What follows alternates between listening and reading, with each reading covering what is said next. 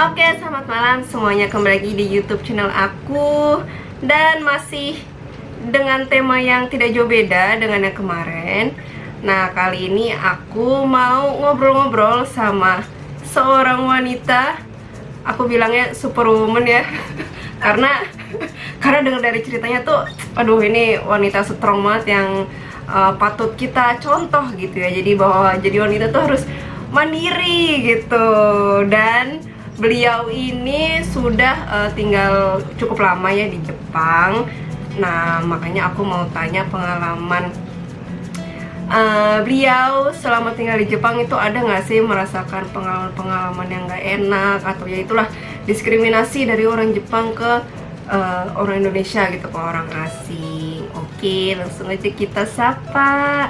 Konbanwa, Endang Sensei. Konbanwa, Nadia, konbanwa.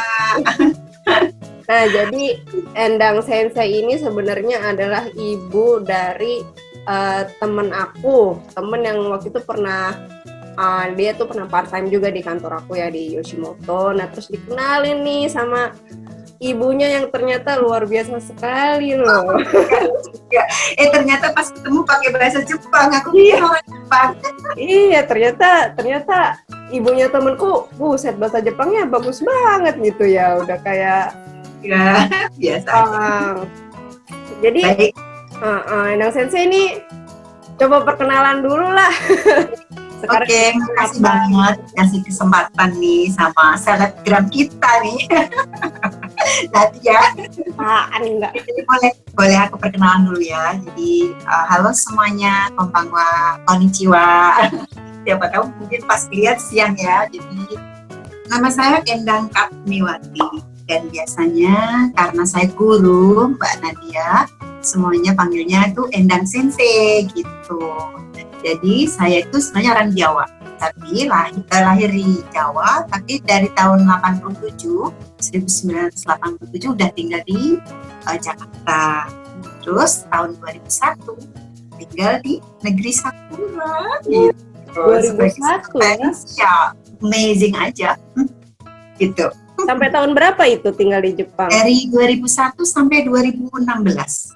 Wih, lama juga ya. 15 tahun lah. 15 tahun, guys. Itu udah nggak ngambil kewarganegaraan Jepang aja tuh kan. Udah kayak negara kedua saya ya, Nippon. Iya, lama sekali ya. Pasti kalau tinggal 15 tahun, pengalamannya banyak nih. Waduh, totemo taksan nih. Banyak banget. Nah, waktu di Jepang itu sebagai guru juga ya? Guru di mana tuh? Iya, jadi gini kan, saya itu sebenarnya sebelum berangkat kan saya memang guru ya, dari SMA Negeri 5 Kota Bekasi. Nah terus karena waktu itu saya aktif di TVRI dan TPI sebagai ini ya mungkin kayak freelance membuat itu loh Mbak Nadia, apa namanya, paket musik. Namanya waktu itu di TPI itu Bingkai Musik. Terus aku juga sering ikutan audisi di TVRI. Nah ketemulah sama temen, yuk kita ke Depdiknas Pusat gitu kan, karena saya guru, mereka juga guru, yuk kita jalan-jalan lihat pengumuman. Nggak taunya ada pengumuman bahwa ada lowongan guru kimia yang bisa mengajar bahasa Inggris gitu. Wih, nah, guru kimia. Oh itu dia, wah ini kok kayaknya aku banget gitu ya, soalnya kan waktu saya kuliah aja udah ngajar bahasa Inggris gitu. Padahal waktu itu jurusan saya kan memang kimia, cuman waktu itu saya cari sambilan mencari uangnya itu ngelesin anak-anak SMP sampai kelas 1 SMA itu bahasa Inggris gitu kan ceritanya. Ikut tes lah ceritanya, lulus dari sekian ratus orang itu hanya diterima 1 orang. Alhamdulillah saya.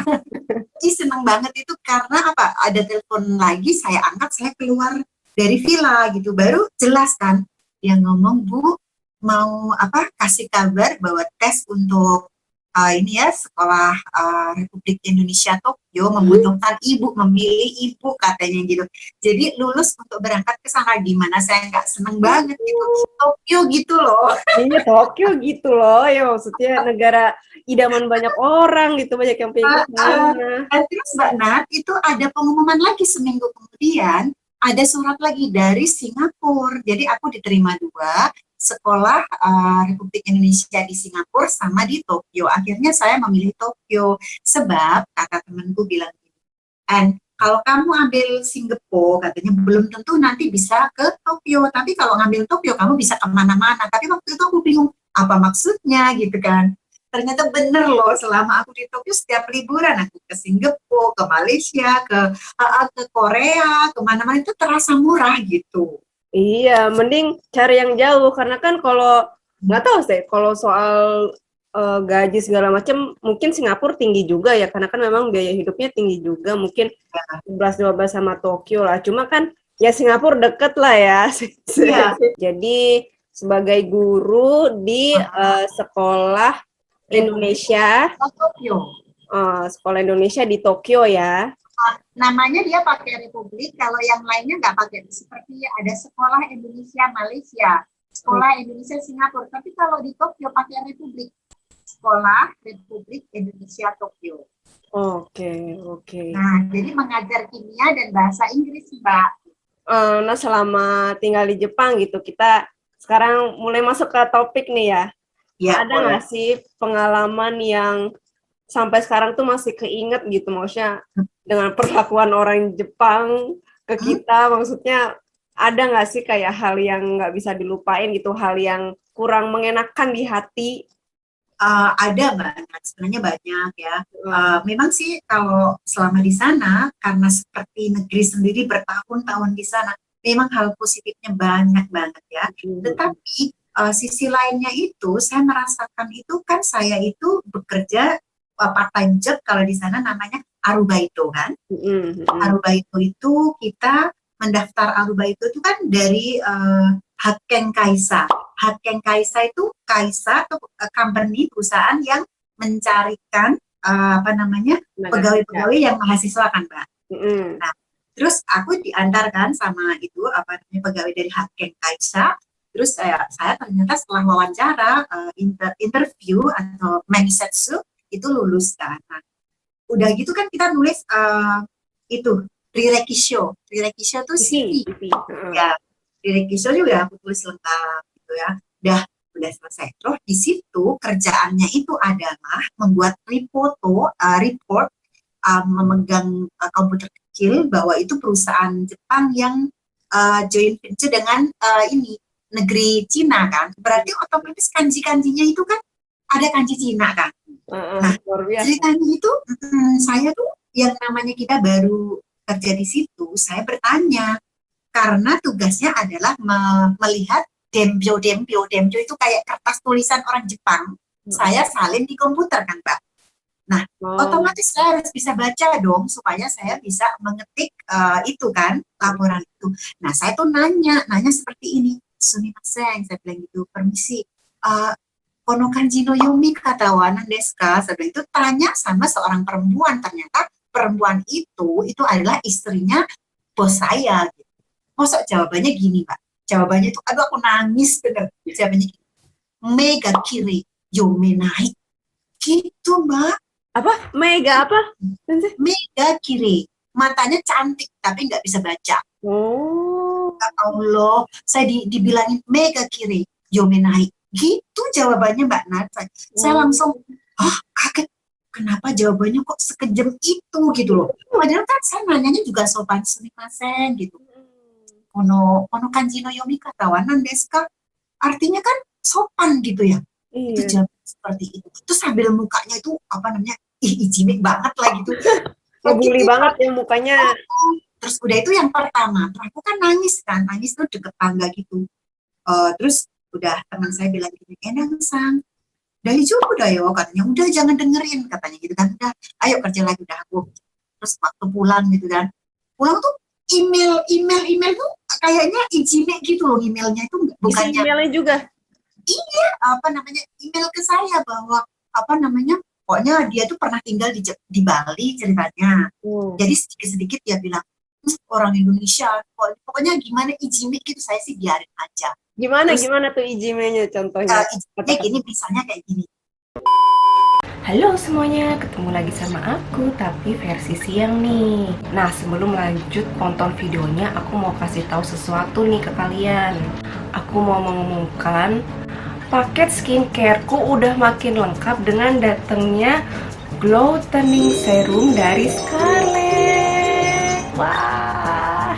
Nah, kalau kemarin aku udah review yang Brightly series dari facial wash, day cream, night cream, sama Brightly Ever After serumnya ya. Nah, sekarang aku mau review juga biar lebih lengkap, yaitu Glow Toning serumnya. Oke, jadi serumnya udah datang sekitar 5 hari lalu dan aku udah langsung coba ya. Dan ternyata aku lebih glowing nggak? Nah, apa aja sih kandungannya dari Glow Toning Serum ini? Nah, pertama itu ada tranexamic acid yang berguna untuk meredakan peradangan kulit, melindungi kulit dari sinar UV, dan juga memudarkan noda bekas jerawat.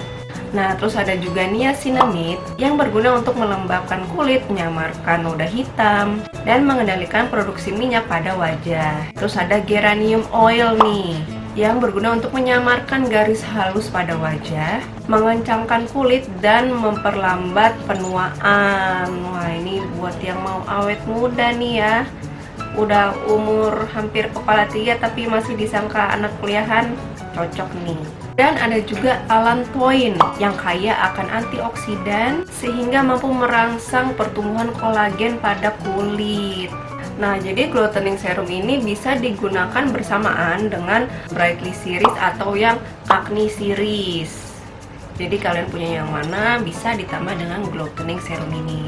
Oke, jadi untuk cara pakainya, untuk siang setelah kalian membersihkan muka menggunakan facial wash ini yang lucu ini, kalian bisa pakai serumnya dulu ya. Jadi serumnya dulu, mungkin bisa yang Brightly Ever After serum dulu. Setelah kalian tetes, terus pijat-pijat sedikit, langsung pakai yang Glow Toning Serum ini gitu.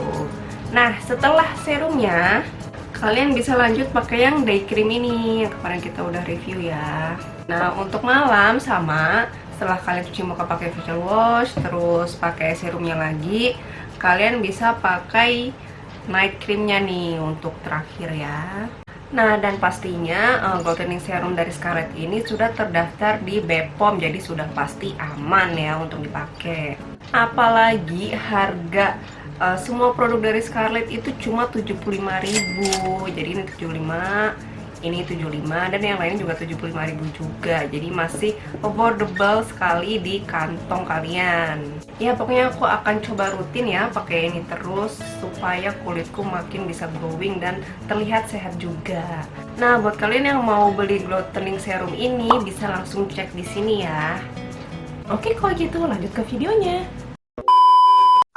Emangnya nggak punya etika ya orang Jepang itu, orang Indonesia itu. Kok nanya melulu dalam kerja, nggak gini. Padahal nanyanya tuh nggak sering loh saya. Pikirannya nanya melulu, nggak punya etika. Di sini tuh kalau kerja, orang lagi kerja nanya gitu katanya. Coba. Pokoknya itu udah pertama. Saya sih diem pertama diem. Begitu lagi. Salah sedikit Mbak Nat di dalam kantor itu salah sedikit. Kalau yang salah endang, itu nanti semua karyawan yang di situ itu tim saya ada 8 orang tuh diceritain semua.